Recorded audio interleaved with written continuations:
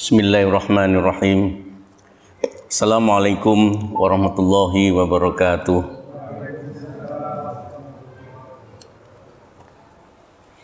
Innal hamdalillahi nahmaduhu wa nasta'inuhu wa nastaghfiruh wa na'udzu billahi min shururi anfusina wa sayyiati a'malina. May yahdihillahu fala mudhillalah wa may yudlilhu fala hadiyalah. Asyhadu an la ilaha illallah wahdahu la syarikalah wa asyhadu anna Muhammadan abduhu wa rasuluh la nabiyya ba'dah. Allahumma salli wa sallim ala nabiyyina Muhammad wa ala alihi wa mawalah, amma ba'du. Faqala Allah ta'ala fi kitabil karim, a'udzu billahi minasyaitonir rajim. Ya ayyuhalladzina amanu taqullaha wa qulu qawlan sadida yuslih lakum a'malakum wa yaghfir lakum dhunubakum wa may yuti'illaha war rasula faqad faza fawzan 'azima. Bismillahi la yadurru ma'a ismihi syai'un fil ardi wala fis sama' wa huwas sami'ul alim. Allahumma la mani'a lima a'taita wa la mu'tiya lima mana'ta wa la yanfa'u dzal jaddi minkal jadd. La ilaha illa anta subhanaka inni kuntu minaz zalimin. Allahumma inna na'udzubika min ilmin la yanfa' wa min qalbin la yakhsha' wa min nafsin la tashba' wa min du'ain la yasma'. Para hadirin jamaah salat maghrib Masjid Baitur Rahman yang dirahmati Allah, kita bersyukur pada Allah Subhanahu wa taala pada kesempatan ini bisa dipertemukan kembali di dalam kajian kita, kajian rutin Rabu malam Kamis. Mudah-mudahan kehadiran kita termasuk salat kita, rukuk kita, sujud kita diterima oleh Allah Subhanahu wa taala. Amin ya rabbal alamin. Pada kesempatan ini kita akan sampaikan satu kisah yang cukup menarik di dalam tarikhul Islam, dalam sejarah Islam. Satu peristiwa perang yang pernah terjadi di zaman Rasulullah Sallallahu Alaihi Wasallam, yang di dalamnya mengandung banyak pelajaran bagi kita. Perang ini bisa dikategorikan sebagai perang terbesar karena dipimpin langsung oleh Rasulullah Sallallahu Alaihi Wasallam. Biasa disebut dengan Ghazwah. Perang yang dipimpin langsung oleh Rasulullah disebut dengan Ghazwah. Perang yang Rasulullah mengutus pasukan saja tanpa beliau pimpin disebut dengan Sariyah. Perang terbesar dalam sejarah Nabi dicatat sebagai Perang Tabuk. Perang Tabuk disebut juga Ghazwah Tabuk. Tabuk ini suatu daerah yang berada di sisi paling utara dari Jazirah Arab atau Arab Saudi, berbatasan dengan Syam pada waktu itu. Sekarang ini Yordania. Jarak Madinah ke Tabuk itu sekitar 772 km. Ada yang mencatat 687 km. Kalau ditempuh dengan bis itu sekitar 7-8 jam. Kalau ditempuh dengan mobil dan drivernya Pak Haji Herman itu lebih cepat. Jadi kalau di sini Mekah lalu di utara Mekah itu ada Madinah, ya. Di sini Mekah, Madinah, kemudian Tabuk itu di barat lautnya, lebih ke utaranya lagi. Sekarang ini seringkali ada salju di sana, tapi dulu itu daerah yang sangat angker dalam arti situasi geografisnya. Medannya sangat berat, berbatu-batu, bergunung, bercadas. Daerah Tabuk ini. Disitulah Rasulullah SAW waktu itu mengirim pasukan. Justru pada bulan Rajab, tahun ke-9 Hijriah. Padahal dalam pertemuan yang lalu kita sampaikan bulan Rajab adalah bulan yang diharamkan di dalamnya untuk melakukan peperangan, menghunus pedang, permusuhan. Tetapi ini justru terjadi di bulan Rajab. Tentu ada sebabnya.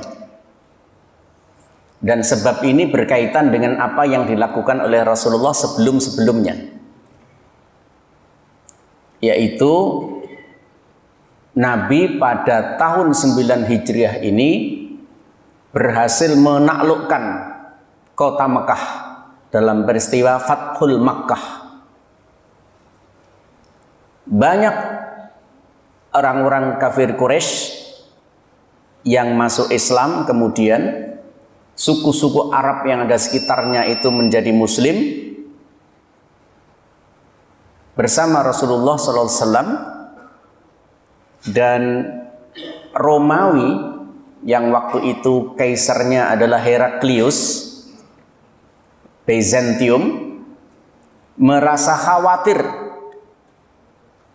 dengan penaklukan Mekah oleh Rasulullah ini, sehingga Heraklius mengumpulkan sejumlah pasukan besar untuk menghadang, atau paling tidak sebelum benar-benar Islam dan Rasulullah bersama sahabatnya ini membesar, harus dihentikan dulu, dihadang dan dihancurkan. Itu perkiraan mereka. Sehingga mereka, Heraklius itu mengumpulkan sejumlah pasukan besar,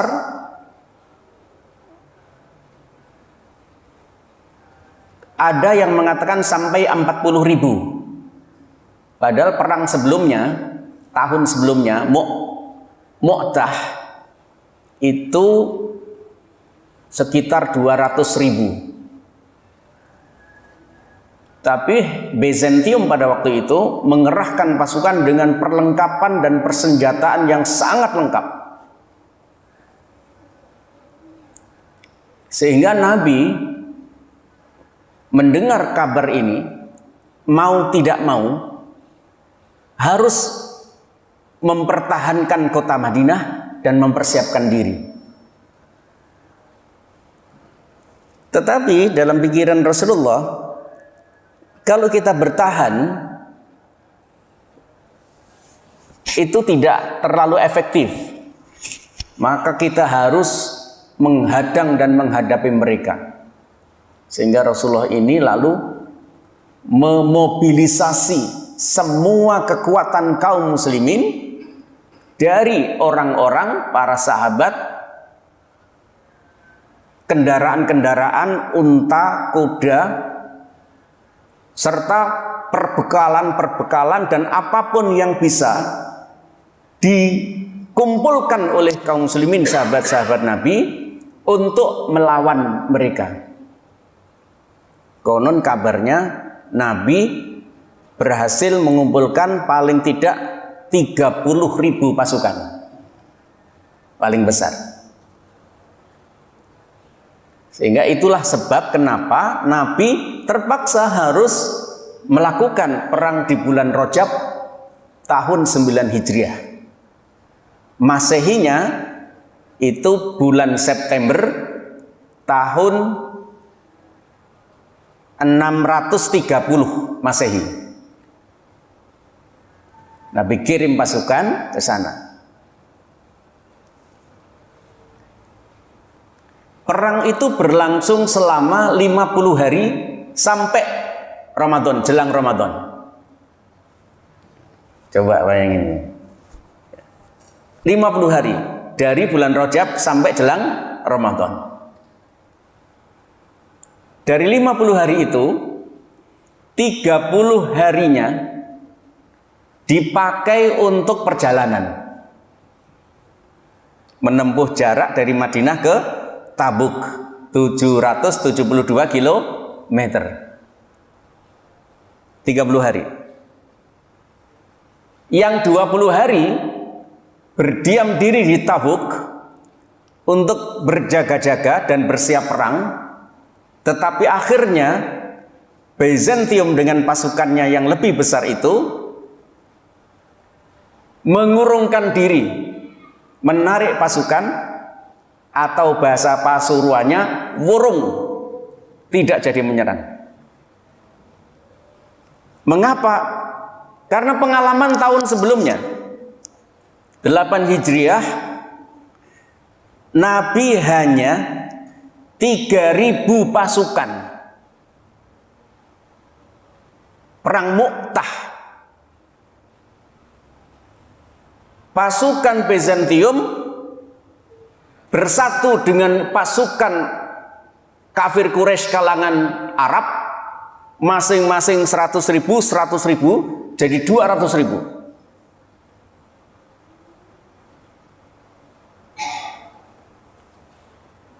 Melawan 3.000, Nabi sampai harus mengutus 3 pimpinan. Itu sebabnya apa? Sebabnya utusan Nabi Haris ibnu Omer yang diutus oleh Rasulullah untuk mengislamkan atau mengajak Islam, mengajak damai, berislam ke Raja Basrah Al-Ghassani, itu dibunuh, suratnya ditolak, dirobek, dibunuh. Hukum pada waktu itu, kalau ada utusan apapun tujuannya, jika dia bukan pasukan dan bermaksud untuk menyerang, tidak boleh dicederai, tidak boleh diapa-apain, apalagi dibunuh. Sehingga kalau utusan itu dibunuh, tanda ngajak perang. Sehingga Rasulullah pada waktu itu,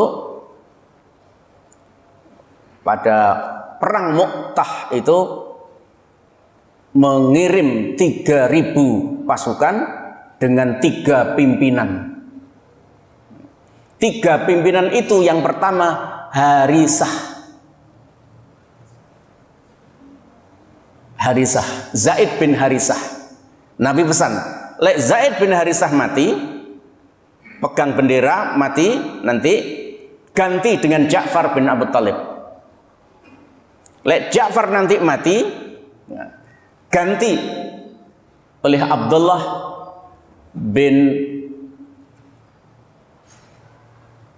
bin Ruwahah. Tiga-tiganya gugur sebelum akhirnya Khalid bin Walid itu menggantikan mereka bertiga melawan ratusan ribu pasukan Bizantium.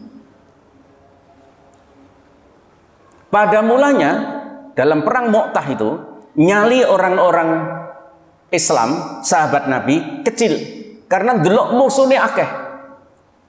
3.000 musuh 200.000. Tetapi pada waktu itu Zaid bin Harisah berdiri di tengah-tengah pasukan ketika banyak di antara sahabat yang menganjurkan untuk mulih. Dia mengatakan, bagi kita bukan persoalan sedikit atau banyaknya pasukan, besar atau kecilnya pasukan. Bagi kita adalah tegak atau hancurnya Islam dan akidah. Itu spirit yang dipompakan, yang dihembuskan, dipropagandakan oleh Zaid bin Harithah. Bagi kita, bukan besar kecil, sedikit banyaknya pasukan yang penting. Bagi kita yang penting adalah akidah tegak atau hancur. Islam tetap berdiri atau habis. Kalau kalian menginginkan akidah dan Islam ini hilang, habis dari muka bumi, silahkan pulang. Tapi kalau enggak, berdiri dengan saya di sini. Wah, kemeropok Pak. Kemeropok betul tuh.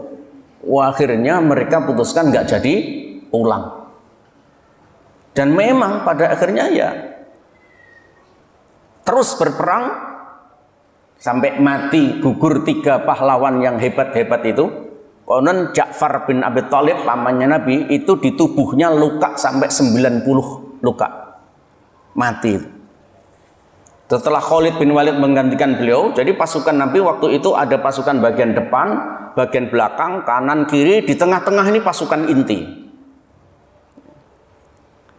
Setiap kali pasukan depan ini gugur pimpinan tadi panglima tadi, diganti terus. Khalid bin Walid mengubah taktik. Gimana? Yang kanan ditaruh di kiri, yang kiri ditaruh di kanan, yang depan taruh belakang, belakang taruh di depan. Untuk apa? Untuk menunjukkan dan menggambarkan seolah-olah pasukan kaum muslimin itu bertambah-tambah terus. Soalnya gantian posisi. Itu strateginya Khalid bin Walid. Nah, pasukan Romawi tadi ada perang Mu'tah, melihat seperti itu gentar karena hanya 3.000 orang, gak mati-mati, gak kalah-kalah, gak mundur-mundur, tambah maju. Mereka akhirnya juga ciut nyalinya. Apalagi setelah Khalid memimpin dengan cara seperti itu, kok gantian naik pasukan itu, kok tambah lagi. Jadilah mereka akhirnya takut dan lari menghentikan perang. Toh begitu, yang mati hanya 12 orang di antara sahabat Nabi. Meskipun kesannya kaum muslimin pada waktu itu kalah perang Mu'tah, tetapi ini membekas mendalam di hati orang-orang Romawi Bizantium. Sehingga ketika perang Tabuk itu hampir pecah, pasukan Nabi 30.000 orang sudah siap di Tabuk untuk melawan mereka yang jumlahnya 40.000 lebih. Itu mereka mengurungkan niat untuk berperang melawan pasukan Rasulullah. Mereka bayangin, tahun lalu saja mung 3.000 wong iso koyok ngono. Nah nio saiki 30.000. Takut juga akhirnya mereka. Ya enggak, akhirnya balik pasukan Nabi pulang. Itulah perang terbesar. Tetapi tidak sampai terjadi perang. Sehingga jangkep 50 hari bersama selama 20 hari di Tabuk itu balik ke Madinah. Kenapa perang ini tercatat di dalam sejarah? Banyak hal yang menarik sebagaimana diceritakan oleh Ka'ab bin Malik. Dan karena perang ini dan karena cerita Ka'ab bin Malik, kondisi Ka'ab bin Malik pada waktu itu, sampai Allah Subhanahu wa taala menurunkan, memberikan pesan, inspirasi dan wahyu kepada Rasulullah sallallahu alaihi wasallam ya. Kalau nanti antum baca di dalam surah At-Taubah ayat 117, 118, 119 itu bercerita, atau di balik ayat itu ada kisah hebat, yaitu penyesalan di tengah perang besar dari sahabat-sahabat, sebagian dari sahabat-sahabat Nabi, ketika mereka tidak jadi berangkat bersama Rasulullah untuk menghadapi perang terbesar dan terakhir di dalam sejarah Islam. Di dalam surah At-Taubah ayat 118 dan 119 ini Allah Subhanahu wa taala berfirman, wa 'ala salasati alladziina khulifu hatta idza dhaqat 'alaihimul ardu bima rahubat. Dan kepada 3 orang yang mereka itu tertinggal di belakang, tidak ikut berperang ketika diminta oleh Rasulullah untuk ikut pergi berjihad. Hatta idza dhaqat alaihimul ardu, sampai kemudian mereka merasa sempit sekali atas mereka bumi. Bima rahubat, padahal bumi itu sebenarnya kan sangat luas.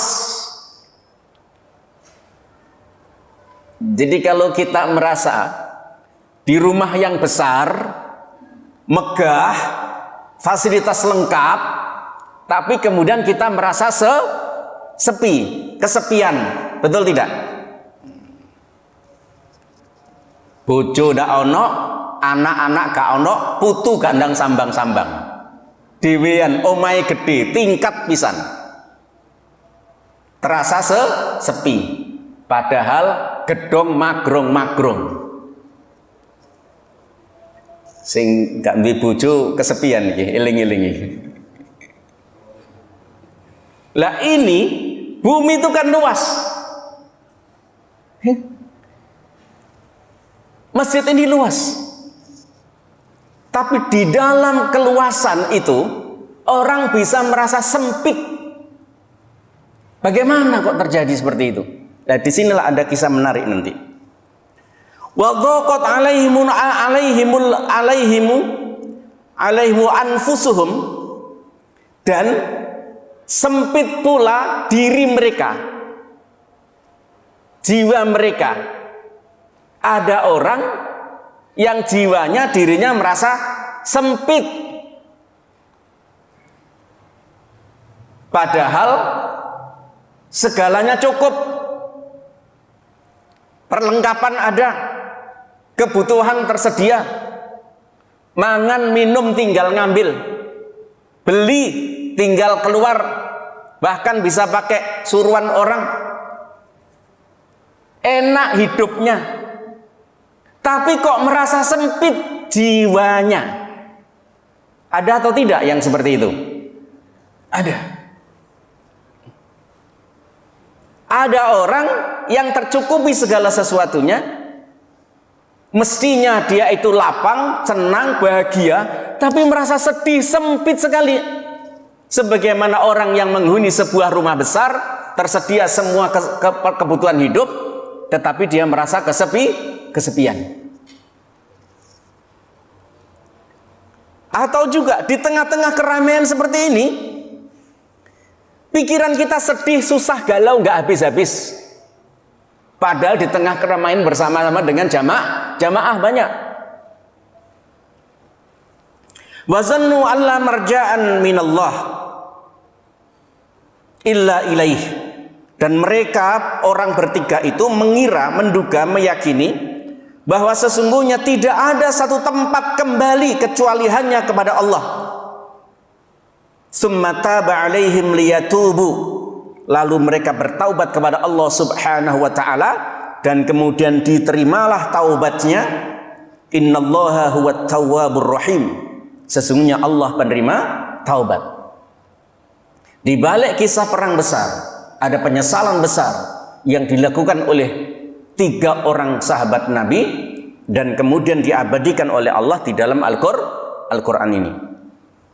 Qala al-Imam Ahmad berkata, haddatsana Yaqub ibnu Ibrahim, haddatsana ibnu akhi Zuhri, Muhammad ibnu Abdullah, an ammihi Muhammad ibn Muslim Az-Zuhri, akhbarani Abdurrahman ibnu Abdullah ibni Ka'ab ibnu Malik. Jadi Abdurrahman ibnu Abdullah ibnu Ka'ab bin Malik, putranya Ka'ab bin Malik, itu bercerita bahwa ana Abdullah ibnu Ka'ab bin Malik, Abdullah bin Ka'ab bin Malik, Abdullah putra Ka'ab bin Malik, itu waktu itu sebagai wakana qaida Ka'ab min bani, dia sebagai penuntun atau pemimpin, penuntun bagi keluarganya, bagi keluarga Ka'ab. Hina ama, ketika dia dalam keadaan buta. Qala, dia berkata, sami'tu Ka'ab bin Malik yuhadditsu haditsahu hina takhallafa an Rasulillahi fi ghazwati Tabuk. Aku mendengar Ka'ab bin Malik menceritakan kisahnya ketika dia tertinggal dari Rasulullah sallallahu alaihi wasallam di dalam perang Tabuk. Faqala Ka'ab bin Malik berkata, "Lam atakhallaf an Rasulillahi fi ghazatin ghairiha qattun illa fi ghazwati Tabuk." Aku sama sekali tidak pernah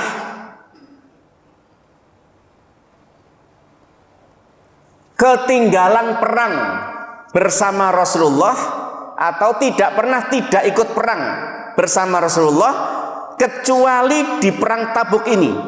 Ghaira anni kuntu takhallaftu fi ghazwati Badr. Hanya sekali saja aku pernah meninggalkan perang, yaitu perang Badar.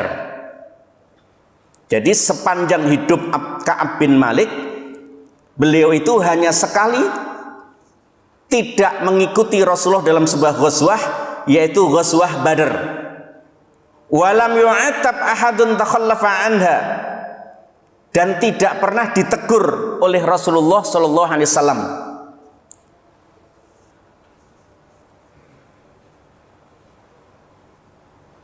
Wa inna ma kharaja Rasulullah yuridu aira Quraisy,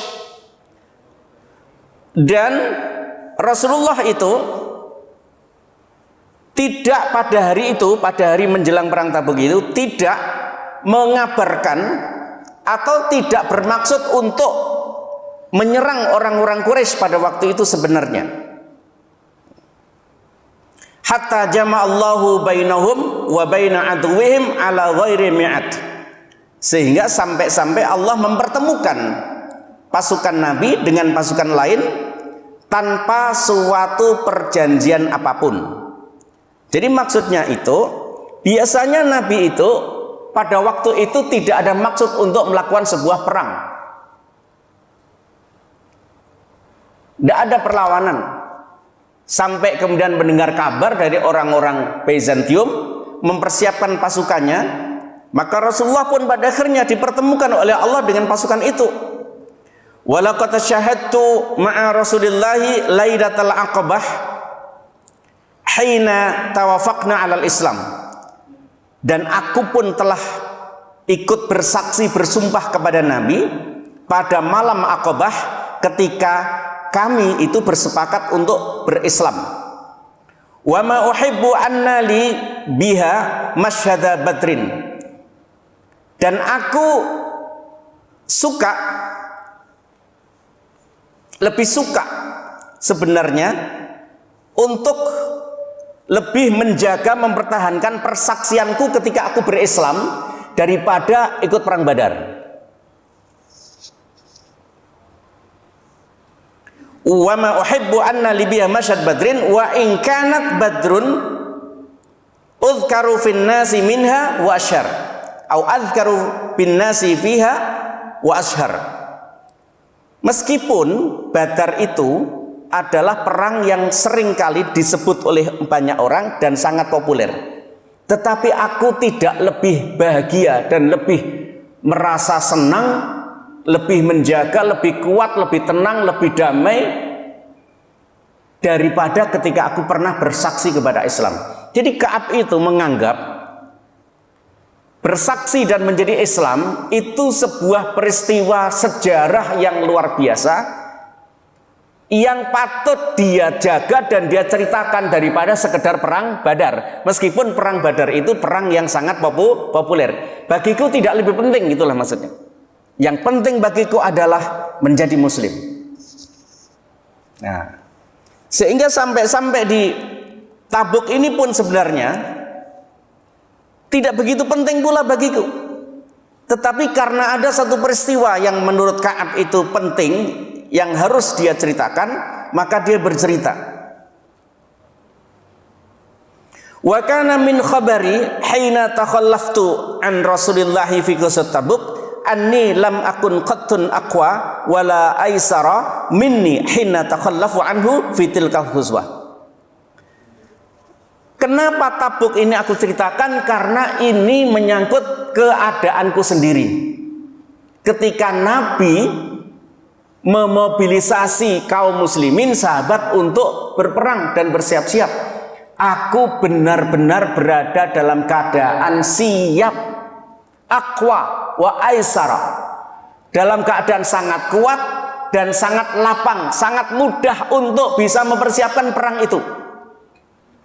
Meskipun pada tahun itu perang Tabuk berada di musim yang panas. Musimnya panas, nanti jaraknya jauh, musuhnya kuat.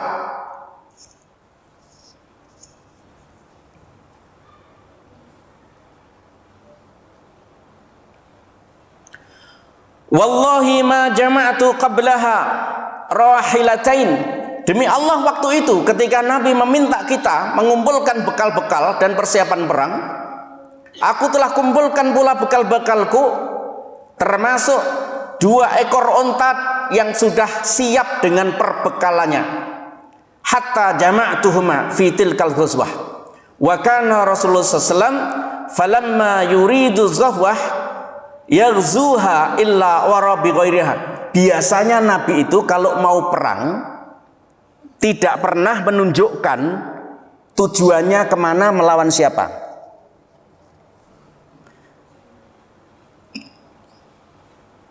Hatta kanat tilkal ghazwah fa ghazaha Rasulullah sallallahu alaihi wasallam fi harrin syadidin wastaqbala safaran ba'idan wa mazadan wastaqbala aduwan katsiran. Tapi untuk tahun ini Nabi tunjukkan siapa perang lawannya, yaitu pasukan Byzantium, ditunjukkan lawannya. Dan pada waktu itu musimnya musim yang sangat panas, matahari terik membakar. Wastaqbala safaran ba'idan, menghadapi perjalanan yang sangat jauh. Tadi berapa? 772 km jarak dari Madinah. Wa mafazan, dan melampaui, melalui padang pasir yang sangat tandus dan panas pula. Wastaqbala aduwan katsirun, dan menghadapi musuh yang sangat besar, yaitu Byzantium. Fajalla lil muslimina amrahum liyata'ahabu ahbatan aduwihim wa akhbarahum wajhal ladzi yuridu wal muslimuna ma'a Rasulillah sallallahu alaihi wasallam katsiran. Maka Rasul umumkan kepada kaum muslimin untuk membuat persiapan sebaik-baiknya dan sebesar-besarnya, sebanyak-banyaknya. Karena musuh kita sekarang ini besar, sungguh-sungguh kuat, medannya berat, musimnya panas. Yuk saiki kabeh apapun keluarkan untuk perbekalan, persiapan demi menghadapi musuh itu. Apa yang terjadi? Diceritakan Utsman bin Affan itu mengumpulkan sebanyak 900 ekor unta dan 100 kuda. Unta saiki regane piro? Katakanlah 20 juta. Ping 900. Utsman bin Affan. Abdurrahman bin Auf sebanyak 200 uqiyah perak. 1 uqiyah itu sama dengan 40 dirham. 1 dirham sama dengan 2.975 gram perak. 1 perak, 1 gram perak harganya 13.000. Jadi kalikan 40 kali 200. Jadi 200 uqiyah perak, 1 uqiyah 40 dirham. Ada berapa dirham itu kira-kira? 8.000 dirham. 1 dirham katakanlah 15.000. Itu Abdurrahman bin Auf.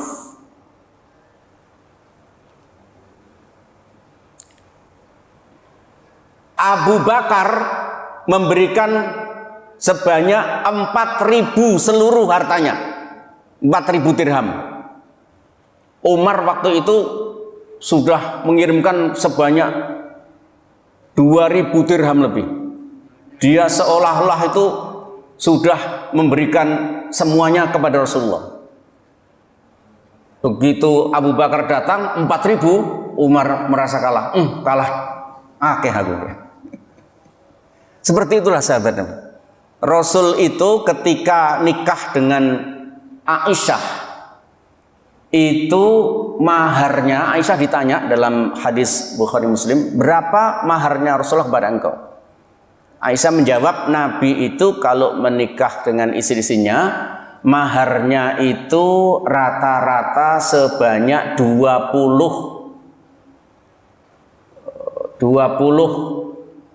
uqiyah perak. 12 uqiyah perak.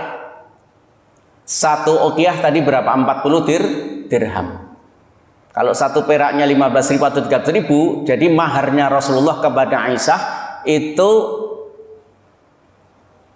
waktu itu 20 uqiyah plus satu nas. Satu nas itu separuhnya uqiyah perak. Jadi sekitar semuanya kalau dikurskan dengan harga rupiah itu sekitar 19.335.000 maharnya Rasulullah. Ini cukup 1 juta. Kadang gak ono 1 juta. Piro Pak Jamin? 300.000. Lek nang KUA 500.000 ya. Rasulullah itu menikah dengan istrinya rata-rata maharnya 19 juta sampai 90 juta. Itu diukur dari uqiyah peraknya. Jadi begitu yang dikeluarkan oleh para sahabat ketika dimobilisir. Semua memberikan apa yang dia punya. Yang punya unta keluarkan unta, yang punya kuda keluarkan kuda, yang punya duit keluarkan duit. Ya. Tadi Abdurrahman bin Auf 200 uqiyah perak, ya. Satu peraknya 40 dirham kan gitu. 8.000 dirham. Kalau satu dirhamnya itu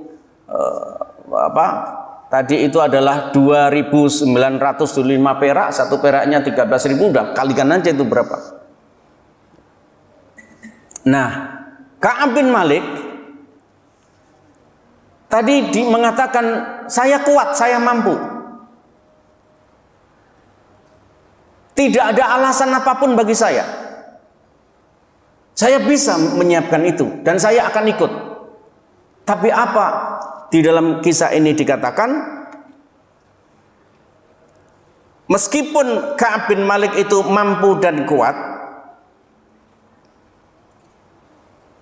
faqala Ka'ab, faqal rajulun yuridu ayataghayyaba illa zanna anna dzalika sayakhfa.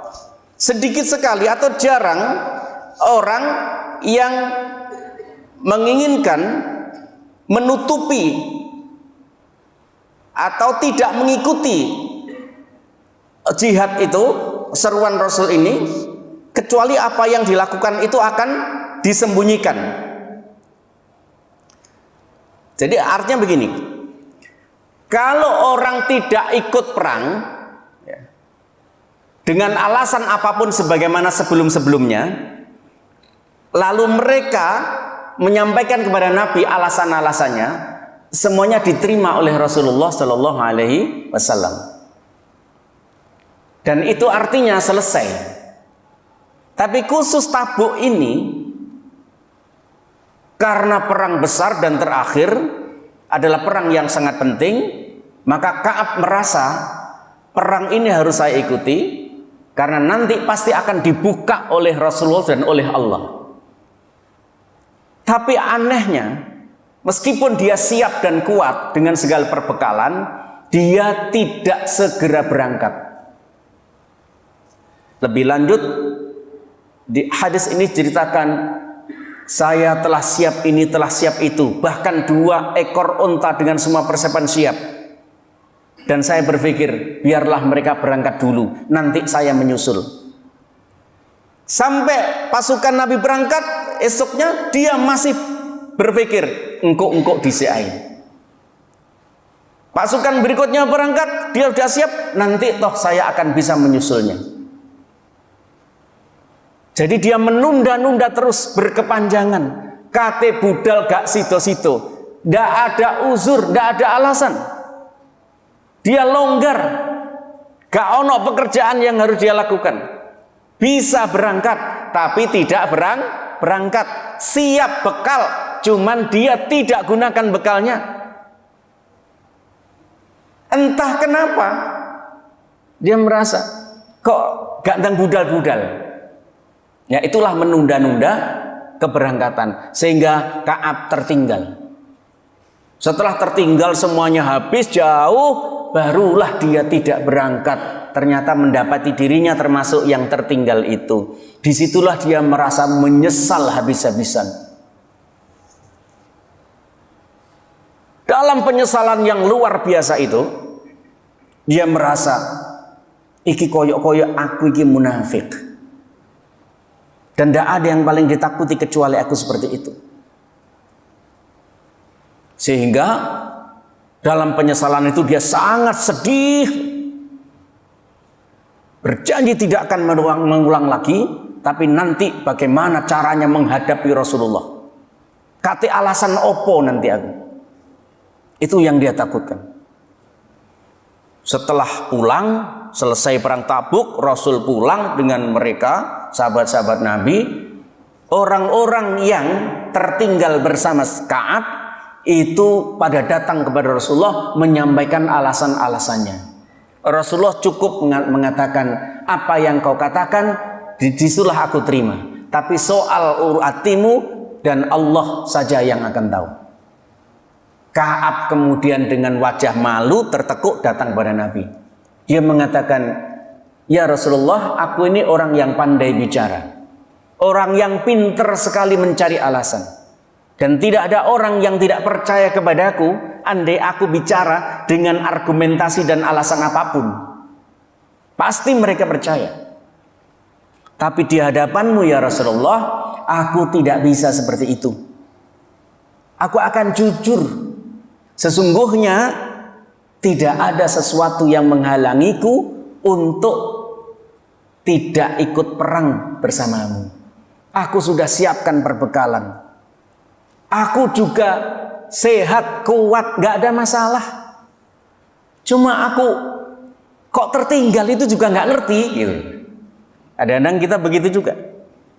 Jadi terus terang ya Rasulullah, tidak ada uzur sama sekali. Nabi kemudian mengatakan, engkau benar dan engkau jujur. Maka mulai saat ini tunggu bagaimana keputusan Allah Subhanahu wa ta'ala kepadamu. Sejak dia mengaku jujur di hadapan Nabi, tidak ikut perang, lalu dia diekskomunikasi, dihukum oleh Rasulullah. Apa hukumannya? Sahabat-sahabat tidak boleh bicara dengannya. Tidak hanya itu, istrinya dan keluarganya pun tidak boleh bicara dan ngurusi dia. Bersama Ka'ab ada dua orang yang lain, Mararah bin Rabi'ah dan Hilal bin Umayyah. Karena itu di ayat ini disebut wa'alas salasati, dan kepada tiga orang. Ya, tiga orang itu adalah tiga orang yang menyesal karena tidak ikut perang bersama Nabi, padahal tidak ada uzur, tidak ada alasan, tidak ada hambatan, tidak ada sesuatu yang membuat dia tidak ikut perang. Kuat, mudah, siap perbekalan.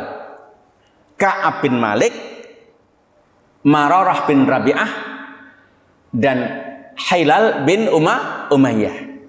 Podo. Diekskomunikasi. Diekskomunikasi itu artinya tidak diwawuh. Eks keluar, komunikasi. Jadi pergi ke pasar, ketemu sahabat melengos. Pergilah kau, Rasul melarangku bicara denganmu sebelum datang keputusan Allah. Kemudian ketika Rasulullah sholat di masjid, Ka'ab mencoba untuk mendekati dia dan mengucapkan salam. Nabi cukup menjawab salamnya dan kemudian diam. isin dewi nang bojone, jangankan ngajak kumpul, ngajak ngomong aja gak oleh, bahkan ngurus pun gak boleh. Lalu Hilal bin Umayyah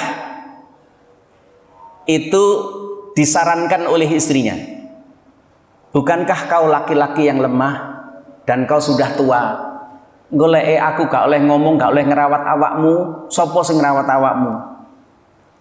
Lalu Hilal bilang, kamu bilang sendiri kepada istrimu, kepada Nabi.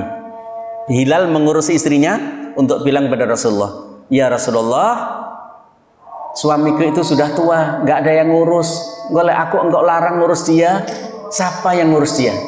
Lalu Rasul bilang, yo lek kamu nggak apa-apa, urusan bojomu. Terus istrinya Ka'ab menyarankan kepada Ka'ab, melok-melok, iku lo Hilal oleh. Ka'ab bilang, iyo Hilal tuwek, lah aku sih enom. Dia merasa malu, enggak sudah. Apa yang dilakukan oleh dia? Dia pergi menyendiri, menjauhi istri, keluarga, menjauhi Rasulullah, menjauhi sahabat Nabi, berada di satu rumah sendirian, di belakang rumah, di atas, bersama dengan dua orang sahabatnya yang sama-sama penyesalan. Itulah yang dimaksud dalam ayat ini, wadaqat alaihimul ardu bima rahubat wadaqat alaihimu anfusuhum. Merasa sempit bumi yang luas baginya, merasa sempit hati yang mestinya lapang seperti itu. Tidak tersedia baginya tempat untuk kembali kecuali kepada Allah. Selama 50 hari Ka'ab dan dua orang sahabatnya ini menyepi sendirian, mohon ampun dan taubat kepada Allah Subhanahu wa taala atas penyesalan tidak ikut berjuang bersama Rasulullah. Coba kayak gitu. Pada hari persis ke-50-nya, hari ke-50 persis, pagi subuh, dia di atas loteng rumah belakang sendirian gitu. Dia sholat fajar 2 rakaat. Selesai sholat, dia mendengar teriakan, abshiru, abshiru ya Ka'ab, bergembiralah wahai Ka'ab, bergembiralah. Maksudnya apa? Wahai Ka'ab, bergembiralah, taubatmu telah diterima oleh Allah SWT. Dia mendengar suara itu. Lalu ada seorang laki-laki utusan Rasulullah berikutnya datang kepadanya untuk memberikan kabar gembira tersebut. Saking senenge, klambine Ka'ab iku mau disrahno nang wong iku mau. Terus dia datang kepada Nabi, meminjam bajunya orang lain. Coba apik tenan niki Ka'ab yo. Ngasih kabar gembira, sing ngasih kabar gembira dikai hadiah. Nek kene ono kira-kira sing ngono. Kita ini tanya pada orang jalan kemana gitu, ya. Kita jalan ke arah Baitur Rahman kemana Pak? Oh di sana, nanti ini, monggo kulo nih. Bahkan diantar. Apakah kita ngasih hadiah padanya? Enggak. Jadi kita ini jauh kalah lebih baik daripada orang Arab pada zaman itu, ya kan? Kadang kita cuma matur suwun, kadang takon itu loh, gak adik mudun saka sepeda motor, gak adik mudun saka supir mobil, ya enggak? Nah, jadi kita ini lebih barbar sebenarnya. Datang pada Nabi, Nabi masuk masjid, sholat 2 rakaat, lalu dibilang, ya Rasulullah, benar Ka'ab, telah datang wahyu kepadaku, Allah telah ampuni engkau, berbahagialah engkau. Ka'ab mengatakan, inilah hari di mana hari yang paling membahagiakan kepada aku. Apakah keputusan ini darimu atau dari Allah? Dari Allah, kata Rasulullah.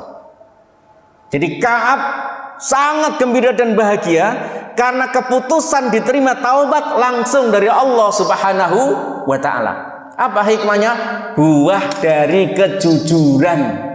Mengatakan apa adanya karena tidak ikut berjihad, gak adik goro, gak adik bohong, jujur, langsung terima taubat, kabar dari Allah Subhanahu wa ta'ala, bukan dari Rasulullah. Itulah kisah orang sahabat yang menyesal.